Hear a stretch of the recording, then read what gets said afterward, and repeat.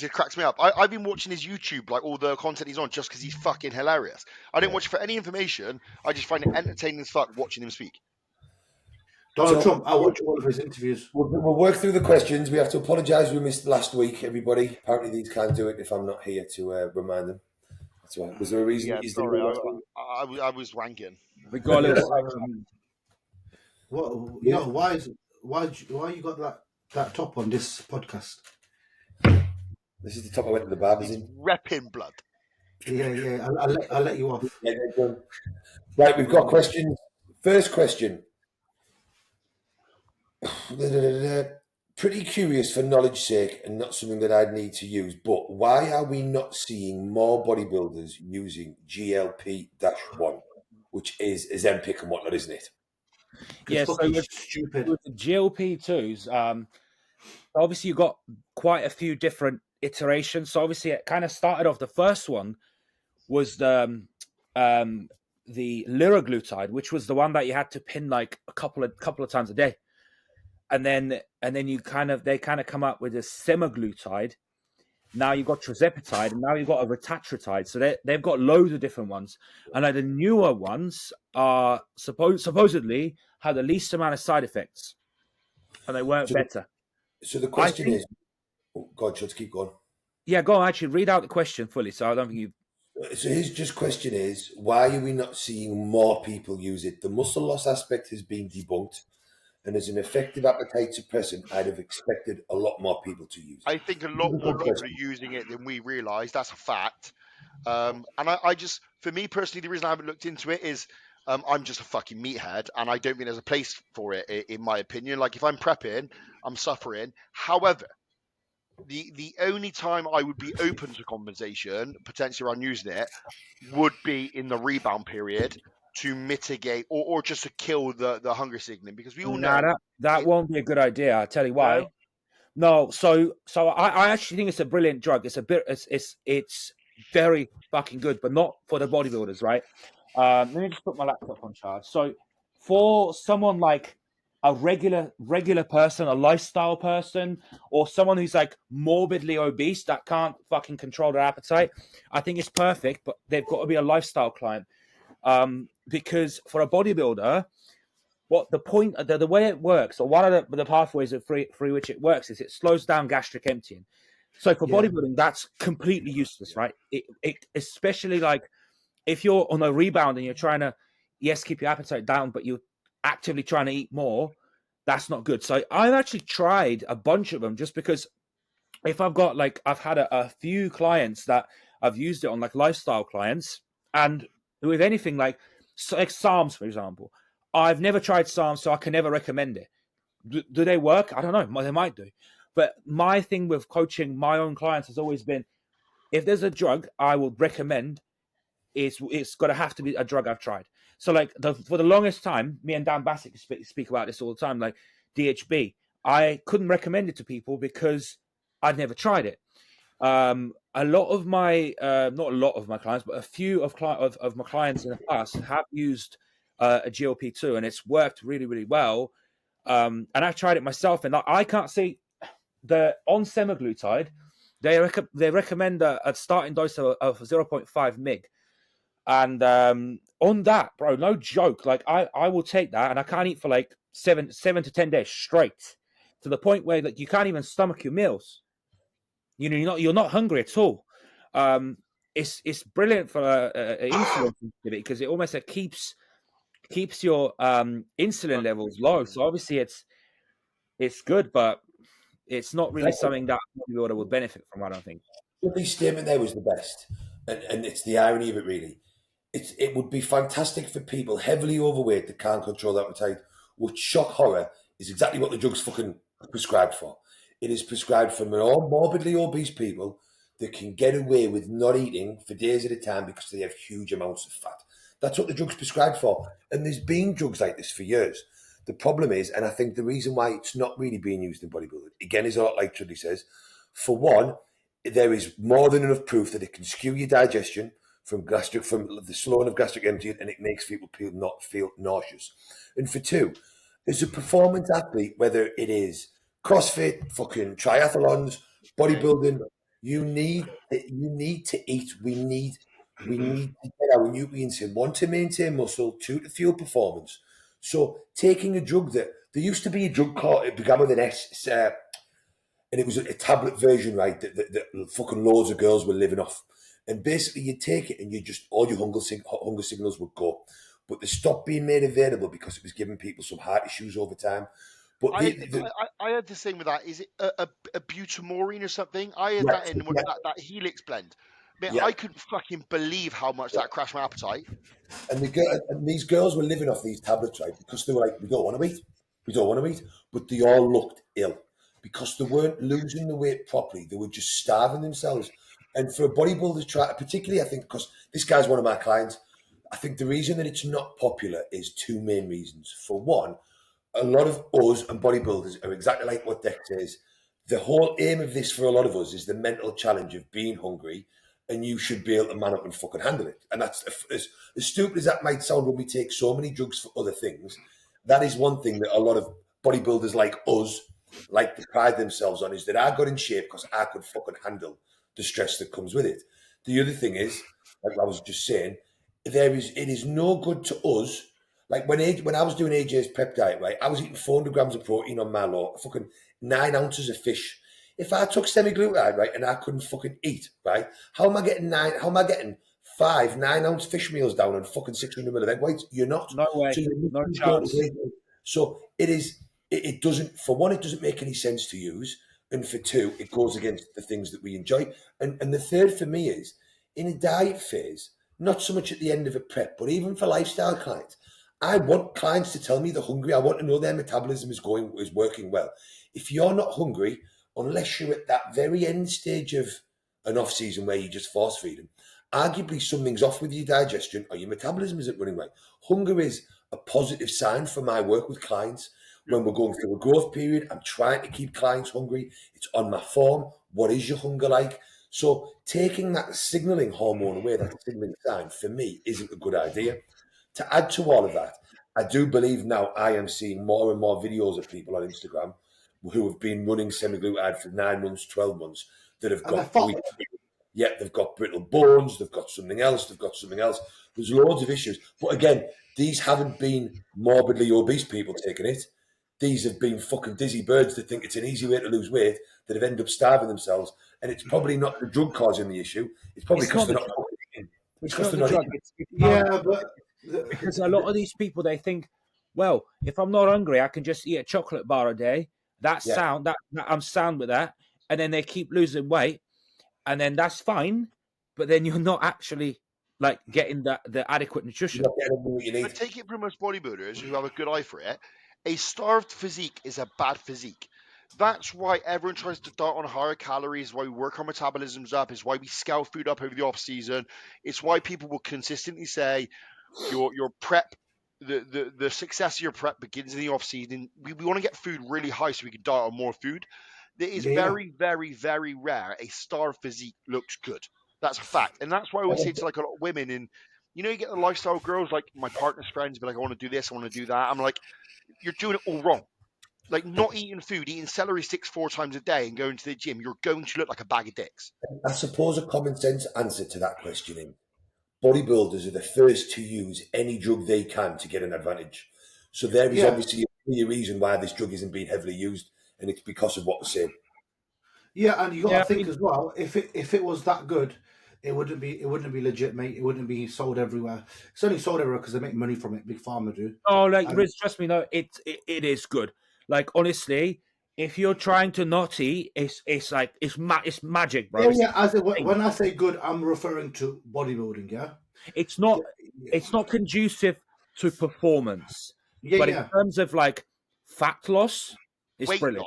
Weight loss, because weight loss is what it's conducive to. Because you're just starving yourself, aren't you? But like, I mean, in theory, if you were to just eat protein only diet and you're still getting the adequate protein, you won't lose muscle. But it's hard to get protein in. Protein already digests slow, and then you add Ozempic to it, and it now digests even slower. I will say this: if you could microdose it in a way that that might potentially help just by offsetting that appetite a little bit. I tell you, Chudley, you're right there. I tell you, sorry to butt in. I tell you who's doing exactly what you've just said. Watch the Mike Israetel. Is it Mike Israetel? Yeah. Okay. I'm not going to bait him out on video as well, but I know of a very good bodybuilder who did use it towards the end of his prep, came in absolutely fucking peeled and looked wicked. And what he said was, obviously, because he's at the point of where like hunger signaling is real, you're inside out, you're 4 weeks out, like you're legit peeled, like shredded everywhere and highly competitive at any bodybuilding lineup. What he said was it just took the edge off. Like that irritation of food or that thought of food just took the edge off. That's how he described it. So I'm assuming, but it will still cause the slowdown of gastric emptying. So it's still but that makes sense though. In a deep prep, surely it makes sense to slow it down a little bit, right? I think in a deep prep, then you're going to end up with hypos because that's what it's used for diabetic. The question is, can your hunger signaling override it to a degree? I know you couldn't, and I get that. But if you are peeled, and your body is desperately wanting food, is there a potential by putting it in that late, your need for food or your appetite will override a hunger signal a touch, so that you can force feed those meals in? What, because they're ghrelin so high? Yeah, like it's just going, but like we all know what that's like. You know, like when you're at that point in prep where you finish one meal, all you're thinking about is the next meal. Is it going to take the edge off enough, but not so much that you're still waiting for the next meal? Does that make sense? You're still willing to eat it. I actually think there are other stuff that you can use to smash appetite a little bit. Anyway, I think if they can fix in the later iteration. So, like for example, semaglutide. Very, very effective, but it does for me anyway. When I tried it, it came with quite harsh side effects. I think the next one, which is Mounjaro, which is what a stupid fucking name, tirzepatide, right? So tirzepatide supposedly have less side effects, and then there's the new one, which is retatrutide, which I haven't tried either of those two. But that's the one Mike Israetel was saying was good. That's the one he said was good. Yeah, the one that wasn't out yet. Yeah. If they can come up with, it is out now. You can get it. Sorry, when he was on the podcast, he was saying he was like the first to get it on the market type thing. Okay. That he's talking about. Yeah. That must have been a while back then, maybe. Good few months ago, 2-3 months ago. Yeah. So, if they can offset some of those side effects to where like the gastric emptying and all that, but again, that's mainly how it works. Like that's the idea of it. It's mechanism of action. That's what you mean. Yeah. That's how it's you have to remember that obviously it slows gastric transit in people who are fat. We don't know if it does that properly in someone who's heavily muscled, super lean, and on steroids and taking GH. So does that then make it not slow? It probably will, because that's what I was saying to Chudley. How it works. One of the ways it works is by slowing gastric emptying, because what it's doing is it's slowing down at the rate that your body's processing the food, which means that the blood glucose release from the food is slower. It's slowing your appetite down. To agree with what you're all saying there, to add to that, as we all know, you get closer to prep, to the end of a diet, and your bowel movement starts slowing down anyway. Everybody becomes more constipated. Clenbuterol makes you constipated. The fact your carbs are low makes you constipated. You then add in a drug that slows that shit down again, you could run into some serious distension issues. Yeah.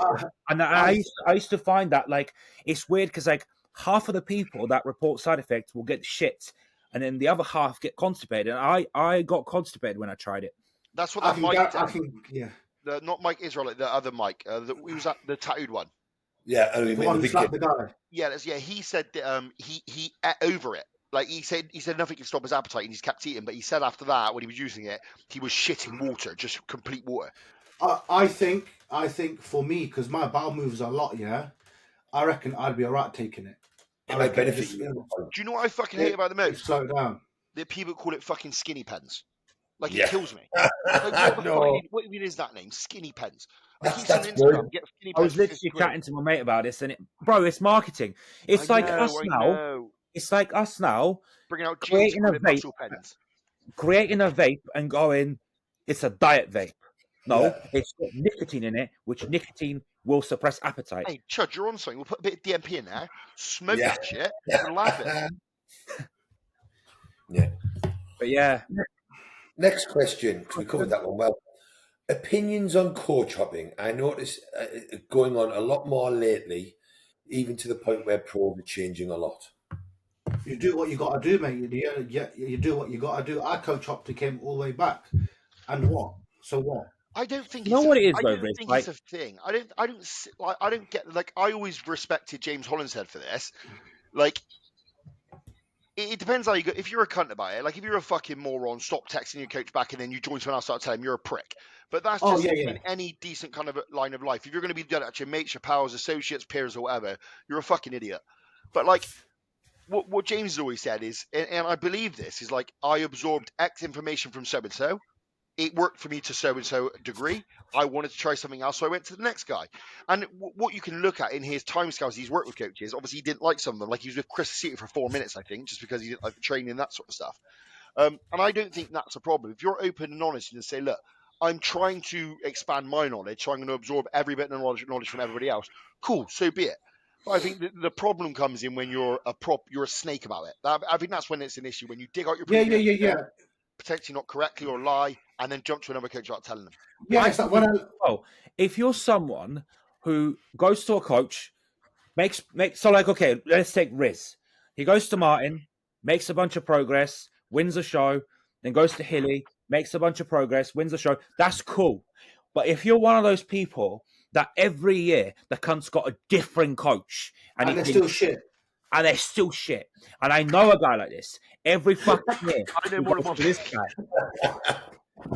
Every year, bro, every year goes to this guy, looks dog shit. Goes to this guy, looks dog shit. Goes to another guy, looks dog shit. And you're like, well, fuck me. So it's not the coach then, because a lot of these coaches that you're going to, they're decent fucking coaches. They're not just some like idiots. You know what I mean? So it's kind of like at that point, you kind of need to look at yourself and go, maybe I'm just shit. You know what I mean? Yeah.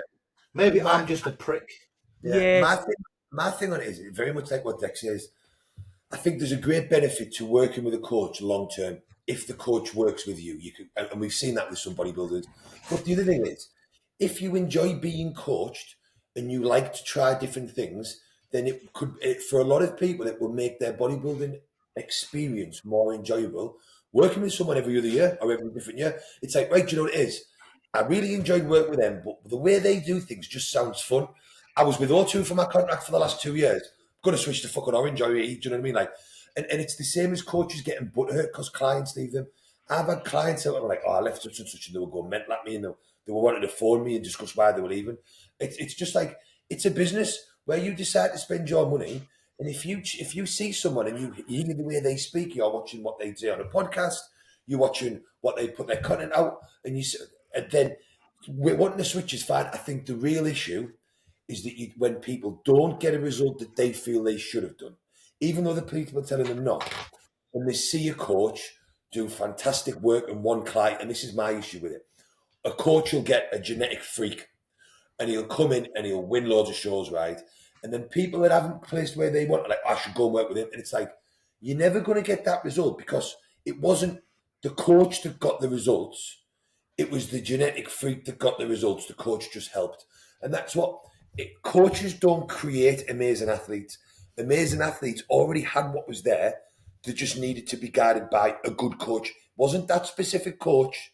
They just needed a good coach that worked with them. And I think that's where it's a problem when someone feels that they're not making the results and the switch. They're still not making the results and the switch. They're still not making them. It's like, listen, that shit's not going to work for you. Your body's just only capable of so much. And unfortunately for a lot of us, like everybody here has got decent to good genetics. We know that, right? But we all know that we've coached people. We've all coached people that make way more. We've helped people make way more progress than we have, right? Yeah. We watch other people make way more progress. There's bodybuilders, 21, 22-year-old that would smoke. Or if we put all our physiques together, we'd get smoked by some of these kids. Yeah. Now, going and working with their coach ain't going to make me the same as, and this is the bit that people can't get. Do you know there's them couple of European kids at the moment that are like 21, 22, fucking insane. Just fucking monsters. Me going and hiring their coach ain't going to make me fucking the progress they've got because it wasn't the coach that gave them the progress. They were going to make it anyway. They just needed someone to guide them that way. And And as that's much as I agree with that, and I do, and I think that's fact, but I also hate athletes that don't give coaches their flowers. That really pisses me off. And what I mean by that is like, in Milos and Samson is the best example of this. We all know Samson is the top 1% of genetics on this planet. We understand that. But we also know that he span his wheels for multiple years until he got on Milos. Slapped stupid amounts of money on muscle on him, put loads of drugs on him, and kind of really got him into the groove of growing muscle. Yeah, never landed it right. We know that. And it needed a different formula to get him on stage to win shows. We get that completely. But obviously, there is that narrative, which is any coach could have done that. I don't believe that's the case. I don't believe any coach could have done that with Samson. I think it took someone like Milos who would push every envelope to the max so he could grow the muscle to then fine-tune his genetics to start clearing up and becoming Mr. Olympia. When athletes don't do that, that fucks me off. And the proof to that's there because his wife was coaching him before Milos was, and he was getting fucking nowhere. His wife was coaching him while he was getting nowhere. Milos then got him all of the way to the top, and then now his wife lives with him and sees him every day, and obviously that helps them land the ship better than Milos being in a different country. And I think this is the big picture that people miss, is that he needed Milos's information, Milos's expertise on drugs and on nutrition to build his Olympia winning physique, because Milos built it, right? Now his wife... What people don't understand as well is his missus has been there the whole time. She's been learning, picking stuff up as well. And she's probably smart enough to say, right, this worked with Chris Aceto, this worked with Chad Nichols. You didn't really look good at this show, but you nailed it at this one, but you're small. And all she's done is got her notes and went, right, this is the protocol. And they've done it. And what you've got to bear in mind is making someone grow and getting them in shape, and then prepping with someone and understanding the mentality are different things. The fact that she lives with Samson every day and they obviously have a unique relationship where he trusts her means that she can make off-the-cuff better judgment calls than Milos can, fucking 9,000 miles away or whatnot. So, but she couldn't get him to the Olympia because she couldn't get him anywhere near a fucking pro win. Anywhere near a pro win. Milos needed all of that, and then now she's able to fine-tune that, and she does an amazing fucking job, and she's nailed it. Who turned him pro? Samson. His missus, I think. I think he was pro. Missus turned him pro. I think so. Yeah, but then he just. But you see, I think what annoys me is when I left Hilly, I rang him up. I left Martin, I rang him up. I left Nathan, I rang him up. And I always rang up and I made it. There's no beef, bro. And I probably will in the future if I change my mind, come back. People burn bridges because I know if I prep with Hilly next year, look, me and Hilly, we've got a very good relationship, but sometimes we argue. And it might one day I say to him, nah, I'm doing it like this. He might say, oh, go do your fucking own thing then, bruv. And I know I can reach out to Martin, bro, give me some help. We've done it before, let's do it again. People burn that bridge way too quick, and it's just dumb. It's so stupid. What people don't realise is, like, between us coaches and the circles, we all know who the dickheads are. Everybody knows who the dickheads are. Like, in every group chat, if any of you motherfuckers are watching this, in the group chats, every single one of you are spoken about. You like snaky little rats who lie about what a coach did when it was you that actually couldn't stop eating fucking McDonald's or pizza or whatever. It all circulates through the interest. Yeah. And the thing is, yeah, so I had a client leave me, and that was fine. And I was like, that's sweet. And then Martin messaged me, yes, bro, your boy's looking to sign up. I'm about to tell him to fuck off. I went, nah, take him. It's fine. You don't work with me no more. But the thing is, they must think us lot don't talk. I know who Martin's client is. And when Martin's client came to me like last year, I was like, Martin, your client's about to join. He went, sweet, bro. He's told me anyway. And you keep that transparency. These guys must think none of us talk. We all talk. It's all in the same fucking circle. Yeah. Do you know what I mean? Yeah. And I'll say, like, I've had people who I've coached, they've gone on to do better things with other coaches because they suit them better. But I've also had other good coaches, who I know are very good coaches, the clients who've come to me, and my way of doing it suits them better. They look astronomically better now. And I think that's the real skill in kind of what Hany was touching on is, yes, people are always the genetic elite and they're always going to be great. But I think a lot of coaches have a specific formula for a specific person that will work. Do you think, though, because it's like, how many coaches, like, you've probably mainly just worked with Hilly, right? But like, if you've worked with more than one coach, or you've looked at other people's diets and protocols and that, bro, there's only so many ways you can eat chicken rice and fucking cocoa puffs with your fucking whey protein. Do you know what I mean? Like, there's only so many ways you can structure a drug cycle. There's only so many ways you can structure a diet. I've worked with enough coaches now to say my opinion a little bit, yeah? I've not worked with the Joe Jeffries to see their style, yeah? Theirs is a bit different, yeah? But I think the industry is split like this: 75% of the industry in the UK tests mass primo. That's what they're gonna do because they know that gets a certain look. You're not gonna skew water. You're not gonna skew this. You know it's pretty safe. Blah blah blah. They know it works, and they can apply it to everyone. Yeah. And then there's 25% of the other industry, which is where us lot fall in, where it's like, nah, fuck that. I'm gonna try EQ. I'm gonna try DHB. There's either I wouldn't say safer use method. They're just that's the safer protocol of getting a guaranteed 1% progress every month. When our lot's like, well, let's try to get 2.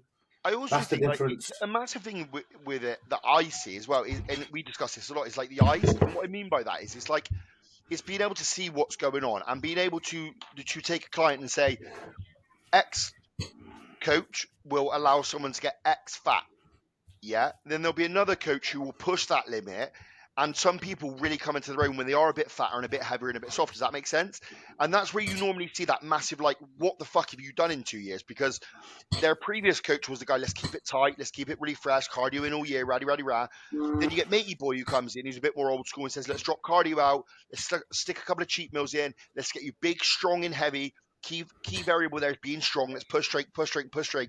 They get super fat, super soft, but then when they come down, they put on a lot of new tissue. And I think that's where you see differences, because you can then get the fat guy who gets too fat too easy and can't get in shape, but then he's best placed with the guy who keeps him nice and tight. And then you see that transformation again where they rebound out of a show, they stay tight and they get in shape again, and they're super lean, they're diced and that sort of stuff. So I think it's a lot in the eyes, and it's where a coach likes clients to be. Does that make sense? I love clients being fat, soft, and strong. Strength for me is like the big variable. I'm like strength. As long as I'm climbing, you can eat food, you're digesting well, you're getting good sleep. I don't really give a shit how you feel in clothes. Does that make sense? But then there's other coaches who be like, oh, I feel a bit heavy. I can't wear a skin tight t-shirt anymore. I might miss on a date. And they'll be like, okay, let's put it back. This last prep that I did with Martin, arguably, had he seen the pictures, I was at my leanest in my off season. I still had my abs, still had my lines in my legs. And guess what? That look on stage wasn't very good. The year before, I was fat as fuck with Nathan Harmon. Fat as fuck, you couldn't see anything. I looked wicked on stage at Two Bros. Yeah. Out here goes, you know what, bro? I'm just going to get fat. I know I can get shape. Yeah. I go, I'm going to get fat, mate. I'm not going to eat a bit of shit. You're not going to tell me nothing. And it always works. I find it with all my clients, it works. There's fat and then there's fat. Like some people, yeah. Like, look, right, if you're someone who diets down to, should be 210, 205 on stage, and he goes up to 300 pound, you got to take off 90 pound of fucking fat, a third of your fucking body weight. Yeah. That's taking the piss. You go up 10 pounds over where you should have gone. That's different. Yeah, I think like what you're saying there, actually, you're right in one way. There's only so many ways you can eat chicken and rice. That's right. But I think what Deck's saying is the difference to what you're saying there. With some coaches, they have a layout of what they will do with everybody. They know it works. They like what it does. Then there'll be other coaches that will be like, well, listen, have you tried that? No. So like, I'd work with clients that have worked with almost every coach in the UK and outside of the UK. And I know that certain coaches will only have their clients use certain drugs. And they will only have their clients pushed to a certain weight, like Deck says. And they know that works. It keeps them within their remit. Whereas for me, I'll be like, well, if you haven't tried that, do you want to try it? Let's try it to see if it works. If it doesn't, then we know. And I think that's where it can be a good thing and a bad thing. But I think for me, there's no bad potential in trying new things to see if it works. I think if you're someone who's very tunnel vision and linear, then that's not a coach. Because yes, you can have your styles and methods, but like one of my clients that I used to coach, he went to someone that we all know in it, actually quite a well-known coach, I guess. And he said to him, oh, in the evenings, what I like to do is I like to do like my my burgers with chips and stuff. Is that still all right to do? He was in the off season. He goes, no, we can't do that. It's got to be my way. And he goes, well, why? Like, I'm in the off season. If those macros that you're giving me fit that exact same meal that I want, why can't I have that instead? He goes, you can't have it. So he left him. Yeah, and that's just the client. We can really give. We can give really two kind of lots of context here as well. People can relate to in with two very well known coaches. Let's take Milos and let's take Hany Rambod, right? Hany Rambod shoots for 90% peak to 100% of the time. Milos will shoot he will gamble for that 100% to land once. And that's a different that's two extreme ends of it for me, where Hany is just like fresh, healthy, clean, crisp, nice look, balanced.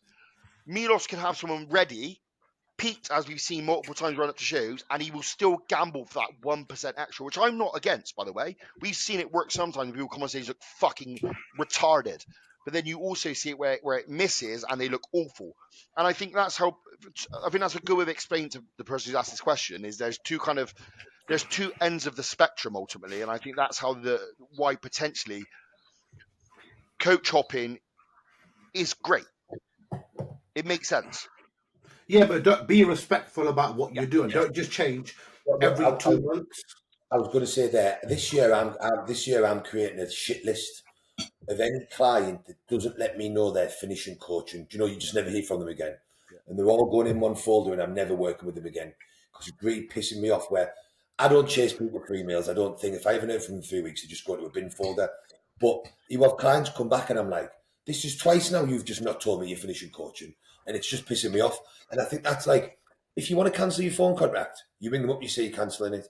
Like, it only takes 10 seconds to send an email to your coach, say, listen, I've decided I'm changing coach. I've decided I don't need a coach. I'm ending it. Really appreciate your time. End off.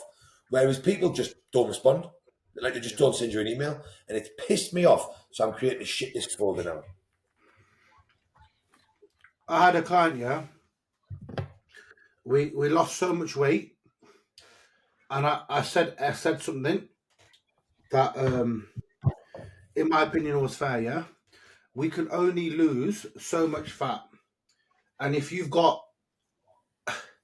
Here, remember I spoke to you about it? Yeah.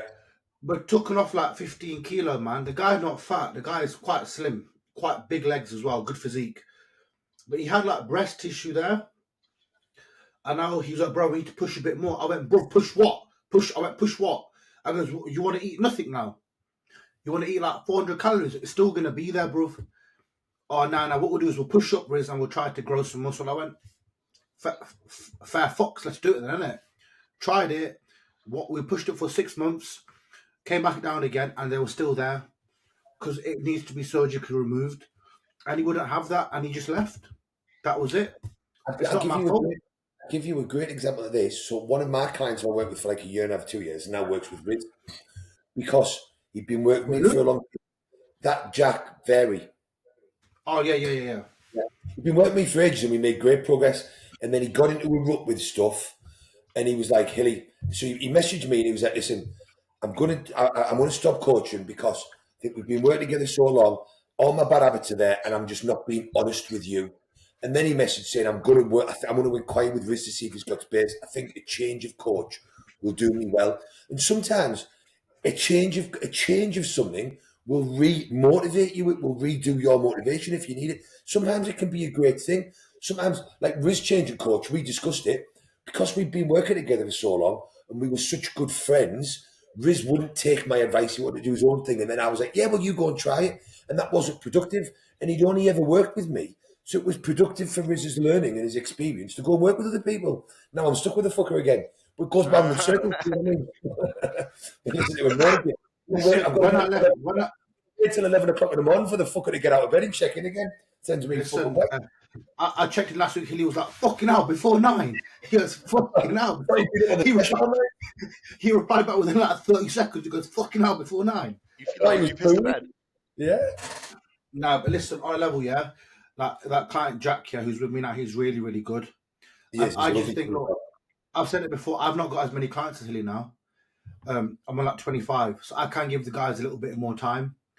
And it just, for some people, it is better to them to have a coach like me who's going to give a little bit more time. Not saying Hilly don't. And I'm going to talk to him in a different way, where I'll be like, well, fuck you. Is he like Hilly a mental probably going to say that. He's actually he's got really good genetics. Got a great physique. Really good genetics. Yeah. And he works hard as well. He was just going through a period where he was smoking a lot of weed, then he was stopping smoking weed, then he was smoking a lot of weed, then stopping it. And he had some stress going on. Yeah. When he come to me, I go to him, Deck, I've never done a loom video so long. Say, listen, bro, you smoke weed with me and it's done. I go, it's a wrap. Mate, within like, I think since then it's been like 6 months, Hilly. My mate smoked a single spliff, not a single spliff. But he feels on top He of was the like, fucking world. he goes, bro, I feel better. My digestion's better. I feel less lazy. And then we found out Hilly was like, his digestion's fucked, but I've done everything. Finally found out the cunt was blending the cream of rice. Never told Hilly. He's drinking it. And I was like, you dumb fuck. You're telling me that now? He goes, I didn't know you could even cook it. Next question, and this is a simple question, but it can evolve into a better question. Dan Bastick, thoughts on low sugar ketchup, 20 grams per day, asking for a friend. That's because I've told him to remove all of his sauces. What, really? So, yeah, but this is a good point, this, because I was having this discussion with someone else as well. On my client form, even clients in prep, it says you can have sauce on your meal as long as it's under 100 calories per meal. And I still follow that rule to this day. It's like gospel. Yeah. So do I. So do I.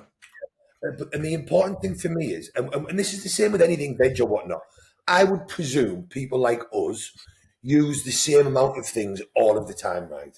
I do. I have the same little pattern with my ketchup I put on everything, right? Yeah. So whether you're a lifestyle client doing a diet or more importantly in prep, this ain't up. But if it's there from the start and I give you a meal plan that's 2,300 calories and you've got 150 calories of sauce in a day, so technically you're on 2,450, it doesn't really matter because when I reduce your food, I'm still reducing the same amount of calories, right? So as long as it's been in from the start and it doesn't change, it's fine. The other advantage to me is, and this is something that I always did myself and I do with other people, when I get to 3 or 4 weeks out with a client, I'm like, right, what meals are you putting sauces on and how much? And then what I'll say is, right, now pull your sauces out at 2 weeks out. And that allows us to pull 150 calories a day out without any sort of food. doing any food. Yeah, but why can't Bassett use sauce? Is that 12 weeks out? He can, he's just being sarcastic.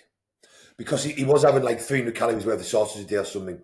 So there are people who, Bastick is one of them. I'm not saying it's due to food, but obviously we know he has digestion issues and he has to obviously pick his food sources and stuff. So there are people I've had historically, one of my clients, Alex, who, again, he just got gassy from sauces. And he used to use a lot of the, what's the skinny sauces? You know, them horrible ones, yeah. Like those things. And you put, and I would say the same thing again. Like, mate, just go get some sugar-free highs. Like, don't use that fucking gelatin-loaded weird shit because it's just not even about food. The skinny sauces fuck everybody because of the xanthan gum that they're putting them. Yeah. But I agree. I think as long as it's consistent, I don't care. If anything, I have a bit more of a problem if you keep it consistent and decide to pull it off your own back and don't tell me about it. That's when it becomes a problem. Yeah. And again, even with ketchup, they do the 5% reduced one and then they do the no sugar one. Yeah. So you can switch from the reduced to the no sugar one. Yeah. Dan, 20 grams of ketchup is fine, brother. Fine. Mate, I'm a sucker for the 15-calorie fucking mayo. That's my jam. I don't like that. No, I don't like that. I either have to have proper mayo or fucking none. I love real mayo and pulled olive oil. I don't Bro, give a full fuck. mayo for me is like crap. If you know the Five Guys mayo? Bro, if I start eating that shit, man, I'm like a little fiend, start shaking in the corner, just tripping balls. Now, bro, what I was going to say was, just a quick one. You know, because I have a lot of hot sauce, every time I get closer into a prep, I obviously pull the ketchup out anyway. I think anyone who's a bodybuilder starts to pull the heavy shit out. I even keep the barbecue sauce for the first few weeks. And then I pull all the sauces out and I just use Frank's Red Hot, which is 13 calories per 100 mil. And I use that Ancona sauce, which is 7 calories per 100 mil. Bro, you use this much on your food, you mix it in and your whole dish is tasty. And it makes your bowel move when you're in prep. And I will tell everyone again, the ultimate hack. If you go on Amazon, there is a catering company called Chef's Larder. You've probably heard of it. They do the massive industrial-sized bottles. They do a buffalo wing sauce, which is 16 calories per 100 grams, and it tastes 50 million times better than Frank's. And it comes in a massive, like, fucking litre and a half bottle, and it costs you about 10 quid. But it's fucking tasty. It's really good. What are you saying, Hany? Question for Riz. Initial experience on Riz's SLU covering dosage, frequency, and when best to take. I'm going to cover this quite shortly from my own experience, I'm not biased, trying to keep it honest. Initial experience is very, very good for cognitive function, I'm actually busy, so I can actually say that. So the same thing to Cuba, I'm actually busy, bro, so I'm telling you it works. It helps with brain clarity. 100%. I don't know if it made me a little bit hotter. I don't know. I generally run a bit hot anyway. The pumps in the gym were fucking stupid, yeah? Like really full within like 2 sets, like I'm on a cycle. I am. The only downside I found about it was, with myself, once I went over 300 mcgs, I started getting like a bellyache. It's not where it'd throw you off. It's more like, how do you put it? Like, when you're a little kid and you sit in a really long car journey, you get like a bit of Nausea. like upset, like nausea. Yeah, it's like a hollow feeling. But I'll still eat my meals, but I just when you feel like that, you don't really want to eat as much. So I pulled it back out, and my appetite within 1 day, because the half life is so short, has already come back up. But I spoke to Nathan Styles. He went no appetite difference. Dan Bastick went no appetite difference. So obviously, bro, it is going to be person dependent, right? So I think it's too early for me to say. It's funny for me as well. Obviously, you guys know I've been poorly a fair bit recently and lots of illnesses and stuff. And I would say about 3 weeks ago, I was very ill. And I think I had COVID, and I just lost my appetite. Even the thought of looking at food just made me gag. And I was drinking my cream of, because I still felt well enough to train, but it was just eating food was not possible. I was drinking cream of rice and protein. That went, and I had about 2 weeks of eating my full meals again. Appetite was ravenous, no problem. And then I put this in the first few days, again, what Riz said. Mental clarity was nuts. Like, I felt like a proper up off it, like a real mood lifting effect of it, a bit of euphoria, and just kind of a sense of well-being, I suppose. Yeah. 100% it generates heat, and it's not the same heat as like it does with L-carnitine. It's like it's warmth that you feel. So when you're on the way to the gym, you feel that kind of your body temperature, internal core increases 100%. But I also said to him, when Riz mentioned this, the past 2 days, and it's the only days I've gone from using 200 micrograms in the morning of the pure SLU, and then I was using a mil of the L-carnitine mix. So using like 700 a day? Yeah. So how much SLU is in the L-carnitine mix? 500. Yeah. So I'm using a mil of that as well, pre-workout. And my appetite has been on its absolute fucking ass, to the point I think for 2 days I haven't eaten anything post-workout. So I've dropped it out today. I'm on a rest day. And my appetite's definitely come back a little bit. And I'm ravenous as we speak. So it's potentially could that. So it might just be a case of just getting the dosage in right.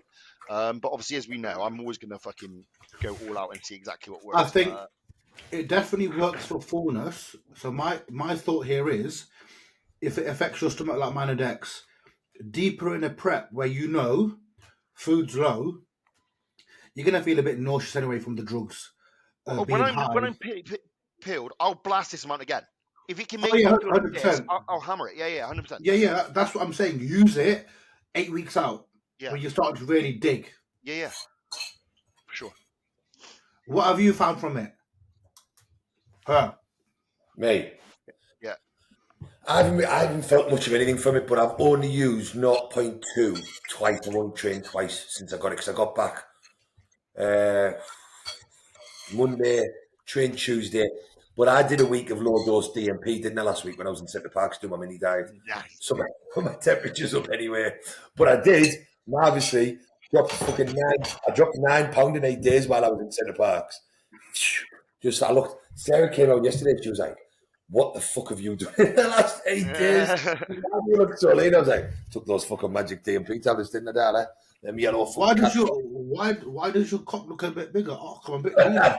Leaner. So Chris, how much of the L-carnitine blend am I supposed to be taking? 1/2 ml. That sounds gay. If that, but Chudley, I'll send you some SLU. Get your feedback on it as well. I've not used any of that shit in like forever. Like I quite like it. I tell you what, like pre-workout, I just can't be bothered to pin it. I'm just like, ugh. I've got it coming in oral form because it's very highly bioavailable. Yeah. Orally. Right. But I would pin it. I'm just being fucking lazy. Do you know what I mean?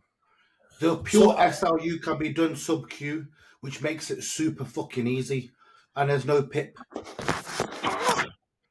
So the L-carnitine and SLU blend, you'd probably only need half a mil before your morning cardio, wouldn't you? Yeah, that would probably be its best use for me, putting them both in before your morning cardio.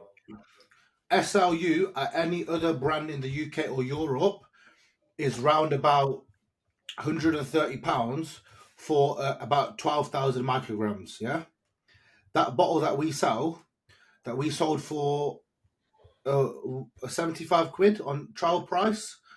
That contains 25,000 mcgs. Yeah, and it's more bioavailable than the tablets. It's just, I think a lot of people haven't ran it high enough because it's not financially fucking feasible because companies take the fucking piss. I think the SLU will be brilliant in preps and for females. I think it'll be very, very good. Year round, I'm not too sure yet. But it definitely has its purpose in fat loss. I read something somewhere that saying running it for prolonged periods could be a bad idea, but I can't remember exactly why it said. It said you should limit your use to it to a specific amount of time. I think it was 16 or 20 weeks. And they did have what seemed like logical rationale. I just can't remember what it was. I've got Matt Tofton doing it. I've got fuck's sake, I forget his name. What's his name? The granite guy, man. Neil Arms. Neil Arms. Matt Tofton, Neil Arms, Cuba, Tom Hames, Dan Bastick, Nathan Stiles. I've got so many good people that are genuinely going to give it a very good conclusion. Yeah.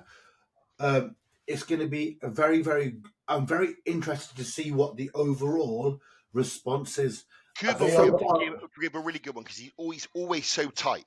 Obviously he keeps it so close in the off season. It'll be really good to see if it has a benefit. Have they got the straight version or the mixed version? Cuba got the straight version. Dan Bassi got the straight version. You both got a straight version. I got the straight version and the Alcon blend. Yeah. It just made more sense to do that product in Alcarnitine because we wanted to be the first guys to do it. Yeah. Yeah. Got you. I think the mixed blend is the most fucking logical sense on the planet because we know that pre-cardio 250 mg of L-carnitine is probably a decent enough dose. So I think then putting the SLU in with that before your morning cardio makes a shit ton of sense. And if all you've got to do... I get what you mean, Hilly, but the thing is, bro, some man might only want to use a little bit of SLU later on. Then they got to pin Alcarn again. So if the SLU is separate, they can buy the L-carnitine because L-carnitine is cheap. Yeah. And they can just draw a bit in and it's going to make it all watered down anyway. So it'll be easier, in my opinion. I think it's more cost effective for the customer because we can do 1,000 mcg per mil on a 50 mil, which is way, way cheaper. And that'll be 1,000 micrograms per 100 mil of the SLU. The ones that we've got coming are going to be 1,000 mcgs of SLU per mil. That's what I said, yeah. In a 50 mil vial. Nice. And obviously the benefit of that is it can go sub-Q. Yeah. So you could do 0.2 here, get 200 mcgs, 0.2, 200 mcgs. It's a piece of piss. And because it's a whole number, it works easy. That bottle will last people for fucking ever as well. Yeah. Bro, that will last you... That'll last you like 100 days. Yeah.